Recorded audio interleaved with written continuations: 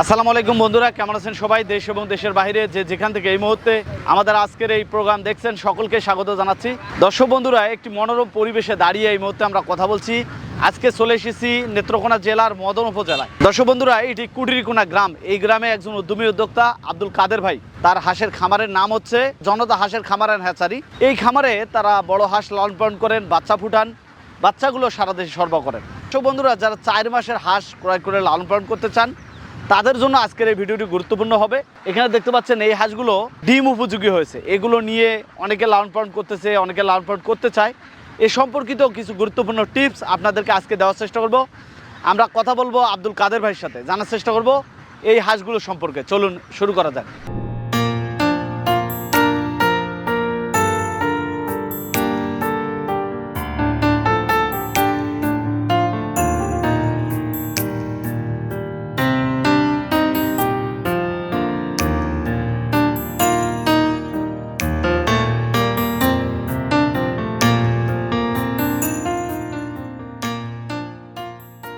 দর্শক বন্ধুরা, একটি মনোরম পরিবেশে আমরা এই মুহূর্তে আব্দুল কাদের ভাইকে পেয়েছি। আমরা আজকে আপনাদের জানাতে চেয়েছি যে এখানে ডিমের যে হাঁসগুলো আসতেছে, বেশ করে 4 মাস বয়সের হাঁসগুলো, সেগুলো তারা কীভাবে দেখভাল করতেছেন, কীভাবে আমরা এগুলো লালন পালন করতে পারি, এই সব বিষয়ে আমরা কথা বলবো অভিজ্ঞ খামারি আব্দুল কাদের ভাইয়ের সাথে।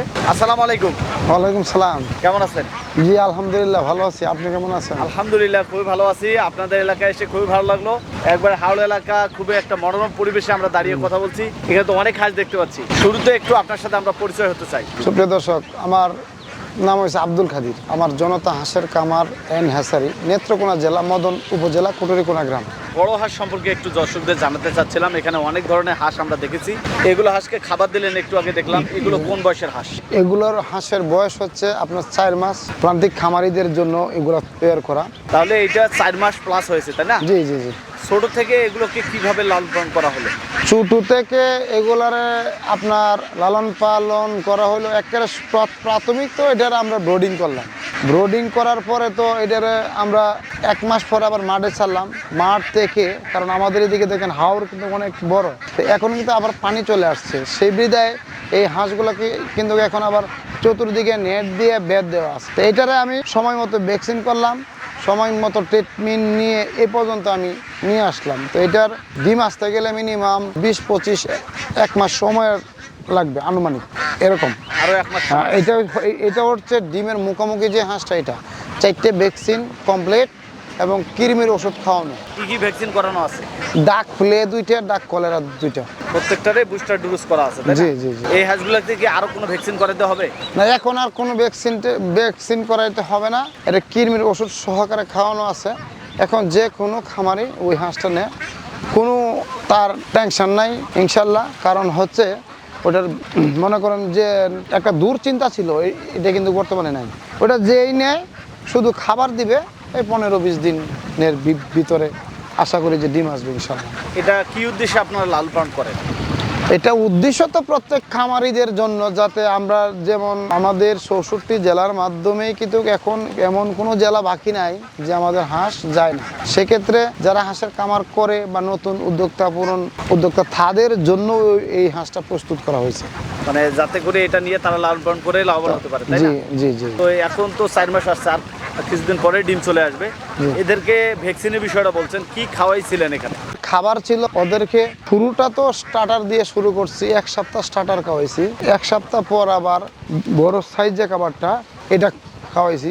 এরপরে আপনার যখন এটার বয়স 20 থেকে 22 দিন চলে আসছে, তখন এটাকে আমি ধান সিদ্ধ করে এবং পাশাপাশি ব্রয়লার যে খাবারটা এইটা আর ধান সিদ্ধ করে ওদেরকে খাওয়ানো হয়েছে। সেক্ষেত্রে 1 মাস যখন বয়স হয়েছে, ওরা মাঠে থেকে ওরা মানে খাইছে এ পর্যন্ত। এখন আবার আজকে 5 দিন যাবত আবার আমার হাতের খাবার লাগতেছে এবং আমরা খাওয়াইতেছি, কারণ আমরা এখন পানি চলে আসছে, ওদেরকে আমরা এই হাতের খাবার দিচ্ছি। কিন্তু ওটাকে যদি পরিপূর্ণভাবে আবার আমরা যেমন ধান আর ওই লোকে লেয়ার, ওটা যদি সমানে দিয়ে দিই, দ্রুত ডিম চলে আসবে না। আমরা দ্রুত ডিম আমরা আনি না। যে কোনো একটা জিনিস পরিপূর্ণ বয়সে ডিম আনাটা সবচেয়ে ভালো। এটা যখন 5 মাস, এখন 4 মাস প্লাস আছে, 5 মাস বয়সে যখন ডিমটা আসবে, তখন ওই হাঁসটা আশা করি যে কোনো খামারি নিয়ে স্বাবলম্বী হবে। কারণ হলো এটার জন্য এটাই যে অতিরিক্ত খাবার দিলে কিন্তু এর আগে ডিম চলে আসবে, কিন্তু এর আগে ডিমটা আমার দরকার নেই। আমি চাইতেছি যে খামারির বাড়িতে গিয়ে হাঁসটা ডিম দেব। এই হাঁসটার ডিমের মুখোমুখি হাঁসের ওয়াইট এটার কিন্তু এই 1200-1300 গ্রাম বর্তমানে ওয়াইট আছে। এখানে কি কি জাতের হাঁস আছে? এদিকে খাগি ক্যামেল জাতের হাঁস, সেটা এখানে আবদ্ধ করে ঘিরে রাখার উদ্দেশ্য বিলে পানি চলে আসছে, তাই জি আড়ে পানি চলে আসছে, যার কারণে ঘিরে রাখছেন। জি এখন তো হাঁসগুলো বিক্রি হয়ে যাবে নাকি? বিক্রি তো হয়ে যাবেই, এরকম তো আমাদের আরও শেড আছে, আমাদের ওইটা বিক্রির জন্যই বিক্রি হয়ে যাবে এবং আমরা ওই পালার জন্য আছে, বিক্রি রানিং চলছে, পালতেছি, বিক্রি হচ্ছে, পালবো, এই আমাদের খেলা এইটা। আচ্ছা, আপনাদের কাজে এটা। হ্যাঁ। আপনারা তো নিজেরাই বাচ্চা ফুটান, তার মানে আপনাদের তো হাঁস পালতে হয় আলাদা করে হ্যাঁ পালি, ডিমের জন্য। ডিমের জন্য হাঁস আছে।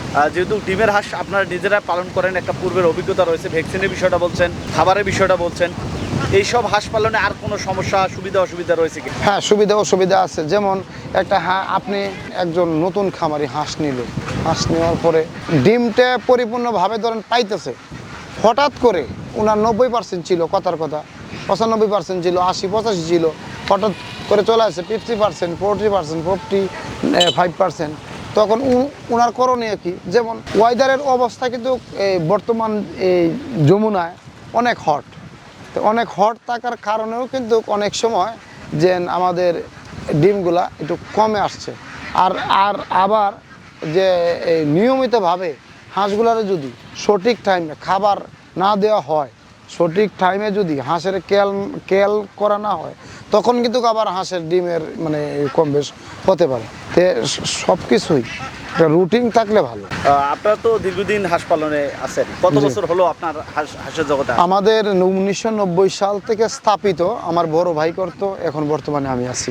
আর কোনো তো অন্য পেশার সাথে জড়িত না? কোনো পেশার সাথে জড়িত না, শুধু হাঁসের সাথে জড়িত। কাদের ভাই, আপনারা যেহেতু দীর্ঘদিন এই সেক্টরগুলোতে রয়েছেন, আপনাদের অনেক অভিজ্ঞতা রয়েছে, আমরা যারা নতুন খামারি খামার করতে চাই, বেশ করে এই হাঁসগুলো হয়তো কোনো খামারের হাতে চলে যাবে, তাদের উদ্দেশ্যে কিছু গুরুত্বপূর্ণ টিপস দিবেন যাতে করে তারা খামার করে লাভবান হতে পারে আপনার বাস্তব অভিজ্ঞতা থেকে। ঠিক আছে, আপনি সুন্দর একটা প্রশ্ন করছেন। বিষয়টা হলো আমাদের প্রান্তিক খামারি ভাই যারা আছে, নতুন এবং পুরাতন, কারণ শিক্ষার কোনো শেষ নেই, পুরাতনে হোক বা নতুনে হোক, শিক্ষার কোনো শেষ নাই। একটা প্রান্তিক খামারি যদি খামার করতে চায়, এটা করবে 10টা টাকা আয়ের জন্য, সার সংসার কেমনে চালাইতে পারবে। আমরা কিন্তু ওই হাঁসের খামার করে আমার পোলাপান লেখাপড়া করতেছি, আমি নিজেও মানে ভালোভাবে করতেছি, কিন্তু ব্যবসাটা মন দিয়ে করতেছি আমরা। আর প্রান্তিক খামারি ভাইয়েরা 500 নেওক, 300 নেওক, আর 1000 নেওক, সেটা কোনো প্রশ্ন না। প্রশ্ন হলো যে একটা নতুন খামারি একটা খামার করে সে কেমনে আগাইবে। উদ্দেশ্য একটাই, যে আমি খামারি ভাইদেরকে বলছি, আপনারা যারা নতুন অবস্থায় খামার করবেন, যদি আপনারা হাঁসের সম্বন্ধে না বুঝেন, আমাদের স্ক্রিনের দেওয়া নাম্বার থাকবে, ওই নাম্বারের সাথে যোগাযোগ করে আমাদের সাথে মানে যোগাযোগ করবেন। যোগাযোগ করার পরে আপনার যে খামারটা খামারের পরিচালনা পুরো দায়িত্ব আমি নেব ইনশাল্লাহ। যে আপনি কেমনে খামারটা করে আগাইতে পারেন, এরকম পরামর্শই আপনাকে দেওয়া হবে। তো সুপ্রিয় দর্শক, আমার একটা প্রশ্ন থাকবে যে এখন আমাদের গ্রামে অনেক ইউটিউবার, আপনারা স্বয়ং আমার কাছে আসবেন, আমার জনতা হাঁসের খামার এনএসআরির হাঁসগুলো দেখবেন, দেখে আইসা আপনি স্বয়ং আমার সাথে দেখা করবেন। এরপরে যদি পছন্দ হয়, এরপরে আপনারা আমার কাছ থেকে হাঁস নিয়েন। কারণ এখন বর্তমানে দেখা গেছে কি, হাঁসের জগতে অনেক কিছু হইতেছে, তাইলে আপনারা নিজে প্রেজেন্ট আইসা সাক্ষাৎ করে দেখা করে যদি ভালো লাগে আমার কথায়, এবং আমার কথা না, হাঁসের গুণগত মান ভালো থাকে, তাইলে আপনারা হাঁসটা ক্রয় করেন। যদি হাঁসের গুণগত মান ভালো না থাকে, তাইলে আমার কাছ থেকে হাঁস আপনারা নিয়েন না। এমনিতে হাঁসের কি কি রোগ বালাইগুলো হয় একটু যদি বলে দিতেন। হাঁসের রোগ হলো দুইটাই, একটা ডাক প্লে, একটা ডাক কলেরা। ডাক প্লে যদি হয় 40% হাঁস মারা যাবে, যদি ডাক কলেরা হয় 10% হাঁস ক্ষতি হওয়ার সম্ভাবনা, 10 থেকে 5%। ডাক কলেরা কিন্তু ক্ষতি হয় কম, কিন্তু ডাক প্লে ধরলে 40% হাঁস ক্ষতি হওয়ার সম্ভাবনা থাকে, বা 30%। কিন্তু ভ্যাকসিন করা থাকলে কোনো কিছুই মানে আইসা গ্রাস করতে পারবে না ইনশাল্লাহ। আচ্ছা, আমরা এর পরবর্তীতে আবারও আপনার সাথে কথা বলবো, বড় হাঁস কীভাবে লালন পালন করে আমাদের লাভবান হতে পারে। আজকের পর্বে এখানে বিদায় নিচ্ছি। আপনি ভালো থাকবেন, সুস্থ থাকবেন ধন্যবাদ আপনাকে। ওকে, ঠিক আছে, আপনাকেও ধন্যবাদ।